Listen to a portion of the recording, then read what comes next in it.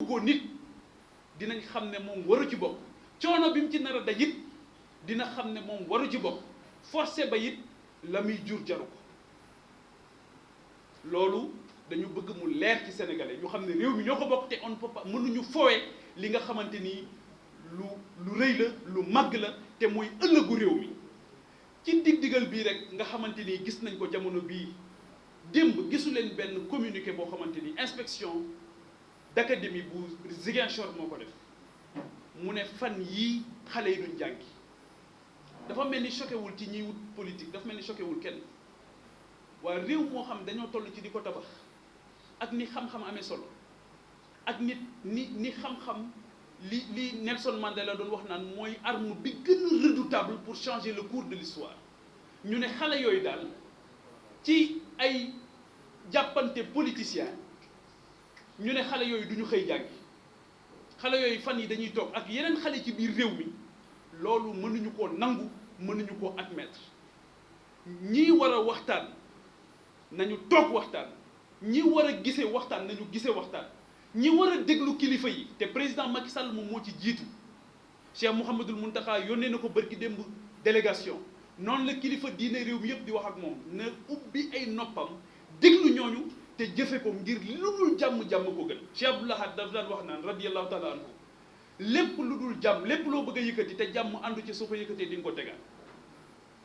kon jàmm jooju la ñu bëgg ci Sénégal jàmm joo xamante ni nag dafay tegu ci dëgg ñun justice képp ku ñu xam ci justice nga ñu xam képp ku ñu xam ci dénoncer l'instrumentalisation de la justice nga ñu xam mënuñoo nangu ba ñu instrumentaliser la justice dal ci kaw Karim Wade ñun dañoo yëkkati woon suñu kàddu ne loolu mënuñu ko nangu mënuñu ko bëgg kon d'accorduñu ci ñu instrumentaliser la justice di daloon ci kaw Karim Wade mooy CREI yi bi ñu waxee ne dañuy dal ci kaw Khalifa Sall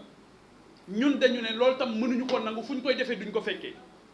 ñu xeex ci taxaw ci luñ ci war a def ñu def ko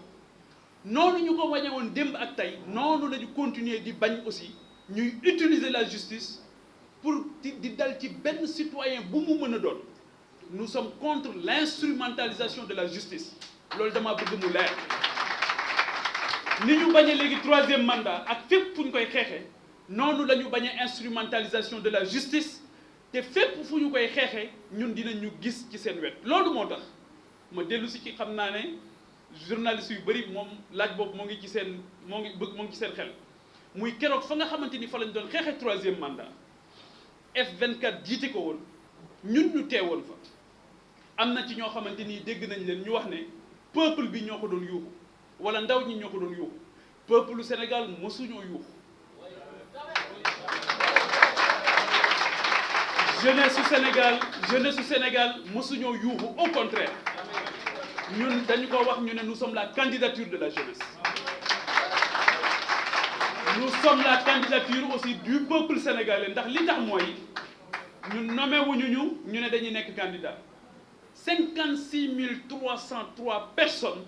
ñoo nañu yow dañoo bëgg nga dem taxawal ñu assemblée nationale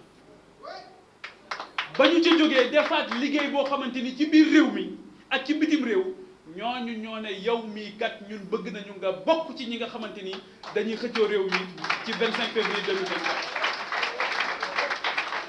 te keroog ba ñu yëkkatee suñu kàddu le 6 mai ba tey ma ciy gërëm bu baax waa Caajaay ak ñi nga xamante ni ñëpp fekkoon nañ ñu Caajaay keroog ak ñi amoon yéene ñëw te ñëwuñu ak ñi nga xamante ni ña nga toogoon fa ñu toog di ñu ñaanal ne depuis que ñu wax ne dañoo bëgg a bokk ba tey ndekete sénégalais yi ñooñu ko gën a bëgg ndekete sénégalais yi ñooñu ko gën a yàkkamti waaye li ma ciy wax mooy bu neexee suñu borom wut boobu ñu leen waxoon ne ci xam-xam lañ koy teg ak teggin ak yitte jamono bu ci nekk ci sago lañ koy wute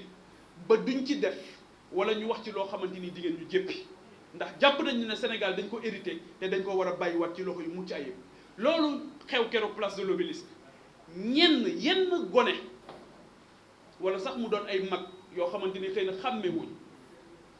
yoo xamante ni dañoo bokk ci parti bi di Pastef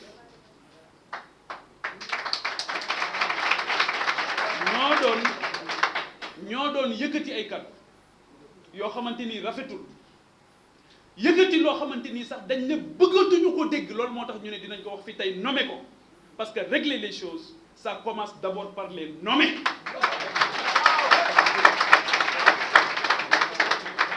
Sénégal parparloo da koo bëgg a tas te duñu ko nangu parparloo googu moo yóbbu ay nit keroog ma dégg leen ñuy wax naan ñun Ousmane la ñuy topp ndax joolaa lañ ma ne leen def ngeen juumte mu rëy ndax waasoo amul place ci Sénégal ma ne leen tamit def ngeen juumte bu rëy ndax tey ñi ñuy jàppale joolaa yi ak ñu cee bari ma ne leen def ngeen juumte bu bëri ndax li ñu amee tey jii ci joolaa soose wolof ak loo mën di jël mandeng ak lépp ñoo ngi tey téy liggéey bi ci biir parti les serviteurs waaye it la nekk Casamance la nekk Sédhiou Pakao la nekk Kolda la grande région de la Casamance la fa nekk tey di ñu jàppale kenn xamul nu ñu toll loolu moo tax may digal ñooñ seeni kilifa ne leen nañ leen artu it ñu bàyyi loolu ñuy wax bu ñu ko wax te bu ñu ko jëfee ndax waasoo amul place ci Sénégal Sénégal gii li ñu yàlla defal kenn xamul lu mu toll ci richesse kenn xamul cousinage à plaisanterie bi rek soo ko jëlee taw feex gënu koo rëy ci Sénégal kon Sénégal xamul problème mu xeexu diine Sénégal xamul problème mu waaso kon loolu damay ñaan ñu arrêté ko na dakk ndax nous avons une commune volonté de vivre ensemble et ce vivre ensemble là bu ko kenn foowe te loolu it damay wax ne président Macky Sall daf ci am responsabilité ndax Macky Sall la ñu gis ci réew mi mu xëy bàyyi njabootam di wax naan Fuuta titre foncier Macky Sall waxu leen dara titre foncier amul Sénégal amul benn homme politique Sénégal bu am titre foncier Ziguinchor sunuy yaaya fa ne ak sunuy pap ak sunuy morom yoo xamante ni xam nañ ne li ñuy def nii ñoom lañ koy defal suma maam bi jur suma waajur bu jigéen Ziguinchor Béykunda la takk jabar Béykunda la takk jabar ñi xam Casamance xam nañ li may wax ñi xam Ziguinchor xam nañ li may wax suma waajur bu jigéen daanaka def na une partie de sa vie de son enfance à Sédhiou ndax suma maam dafa bokk ci ñi nga xamante ni ñoom ñoo doon nañ former les premiers cadres yu jógee ci gox boobu nekkoon fa inspecteur de l'éducation et de la jeunesse kon li ma ci jubloo leeral mooy nañu xam ne Sénégal benn bopp la te kenn mënu koo xar ñaar te waxoon naa leen te maa ngi ciy delluwaat di ko wax ne leen xuppaate ak xëppaate ñii xëppaate amuñu benn chance ci ñun ñii xuppaate it amuñu benn chance ci ñun Sénégal boo ñu yëkkati te dara duñu téye kon loolu dama koy leeral keroog ci marche F24 bi di remercier toutes les forces vives de la nation yi fa daje woon keroog di gërëm bu baax di sant aussi les leaders de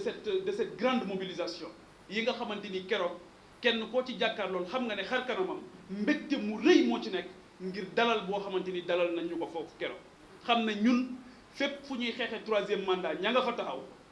président Macky Sall bi ñu koy wax ne ko amoo droit am troisième candidature boobu xëy na ñu bari tey lañ koy wax bari na ci sax ñoo xamante ni dañ ko doon défendre tey ji ñoom ñoo nekk di ko rafetlu kon ñun bëgguñu troisième mandat bëgguñu it troisième candidature bi lor kenn ci réew mi donc président Macky Sall ñoo ngi lay ñaan encore une fois nga renoncer publiquement à cette troisième candidature parce que loolu dina participer à une paix sociale beneen bi nga xamante ni bëgg naa ñu wax ci trop mooy la justice aujourd'hui au Sénégal am na défi bu mag la justice sénégalaise am na défi bu mag boo xamante ni am na mooy lan mooy dossier yi nga xamante ni dafa nekk ci table am ñu jëm ci ay élections présidentielles dossier yi am ñu mu laal ñoo xamante ni dañoo jàpp ne ñoom dañoo war a bokk ci présidentielle bi ñoo ngi koy wax ne ko quel que soit lu mu métti quelle que soit pression yu ñu mën a am justice na wane tey ne justice bu indépendante la justice na wane tey ne mën naa tëdd njaaxaanaay ndax réew bu justice tëddewut njaaxaanaay musiba moom mooy am kon justice bi dafa war a tëddee jaaxaanaay rawatina ci dossier yi nga xamante ni dafa concerné ñoo xamante ni dañoo jàpp ne dañoo war a bokk ci présidentielle kon justice encore une fois vous avez un grand défi ñoo ngi leen di bàyyi xel boo xamante ni xëy na histoire du Sénégal daan nañ leen bàyyi xel waaye bii def ci rawati kon la justice encore une fois indépendance lañ koy laaj la justice encore une fois équité lañ koy laaj donc loolu jàpp nañ ne tamit farata la beneen bi mooy gis nañ ne ci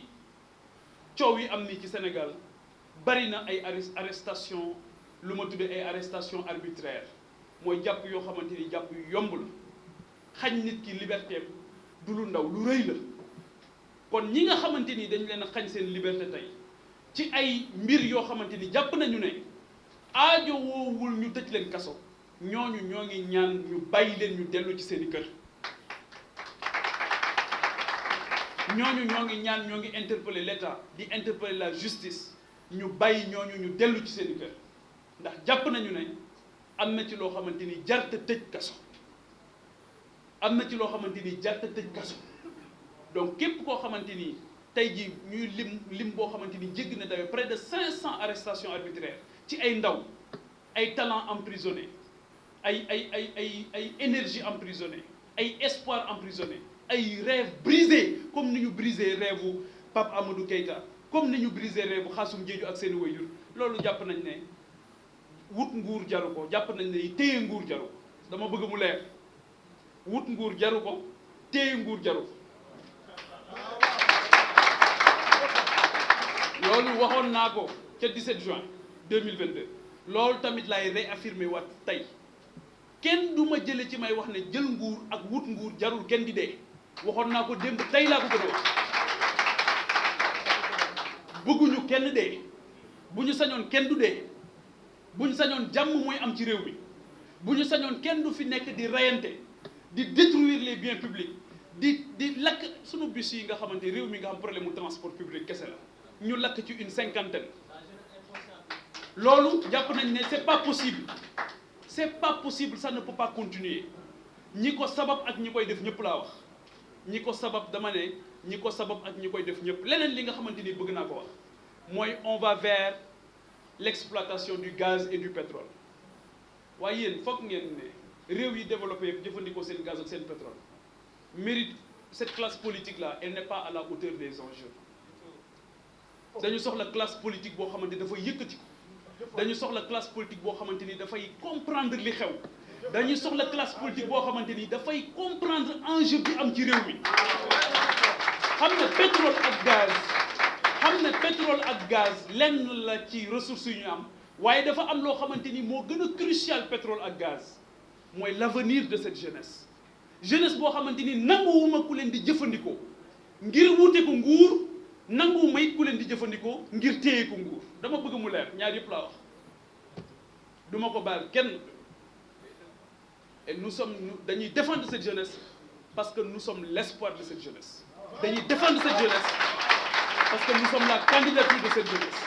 ba ñu duggee politique ba tey 22 avril 2022 dañu ne li ñu bëgg mooy dundalaat yaakaaru ndaw ñi dalal xelu mag ñi dañu ne it mag ñooñu dalal xelu mag ñooñu ci ressources yi lay taxaw Sénégal dafa nar a exploiter gaz ak pétrole boo ko nar a exploiter classe politique buy bangi mënu koo yor dafa laaj une responsabilité parce que am na ci ñoo xamante ni seen intérêt mooy tey mbiri jaxasoo ñuy ñëw di root te kenn du xam lu ñuy root